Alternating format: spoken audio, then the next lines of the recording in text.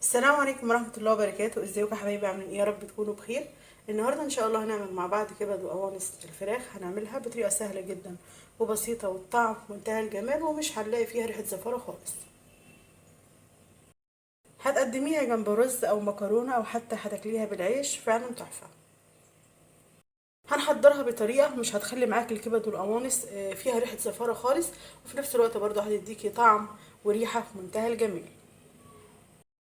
يلا بينا نشوف هنعمل الكبد والقوانص القمر بتاعتنا دي ازاي.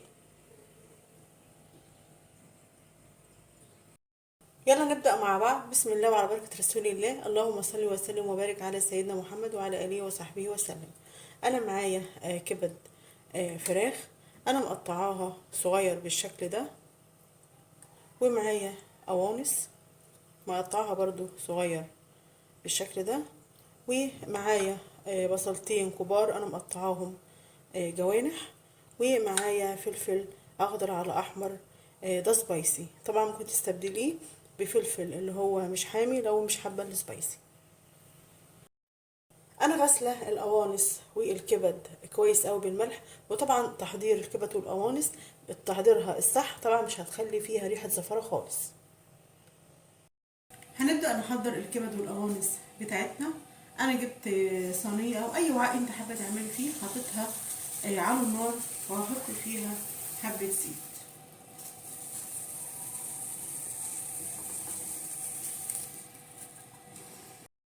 هسيبه لحد ما يسخن كويس، وبعد كده هحط القوانص الاول.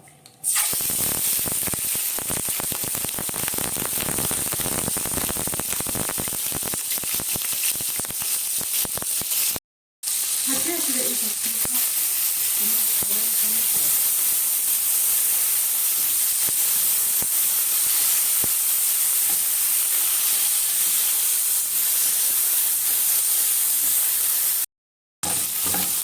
كده خلاص انا شوحتها لمده حوالي 5 دقايق.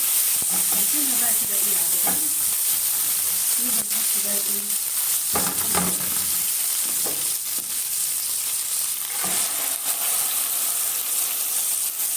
هحاول كده اقلب فيها لحد ما لونها يتغير، يعني ممكن لمده حوالي بس كده دقيقتين.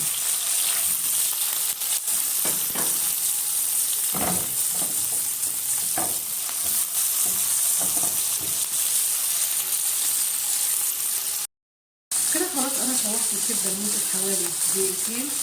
هجيب بقى كده القوانص كده عليها، وهنشوحهم كلهم كده مع بعض.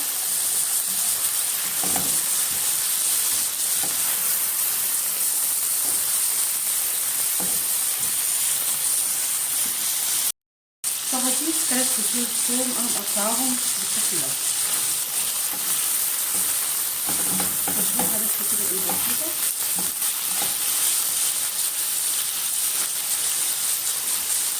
وبعد كده هنحط الفلفل.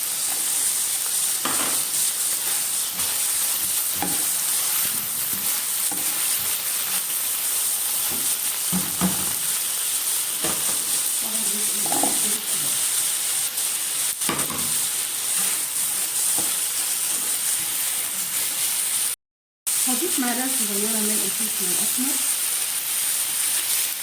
وهضيف معلقه ملح صغيره طبعا لحد ما الاكله تتظبط معانا. وهنقعد كده نقلب فيها لحد ما البصل يطلع.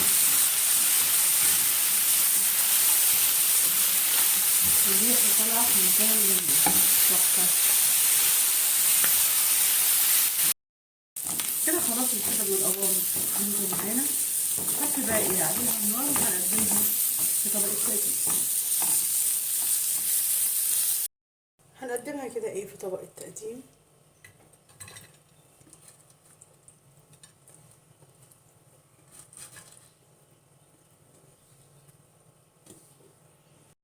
وبكده خلاص الكبد والقوانص القمر جهزت معانا وبقت بالشكل ده. بصراحة فعلا الطعم في منتهى الجمال. احنا حضرناها بطريقة سهلة جدا وبسيطة، وطبعا مفيش فيها ريحة زفرة خالص. جربوها على طريقتي ان شاء الله هتعجبكم. نتقابل ان شاء الله مع فيديو جديد.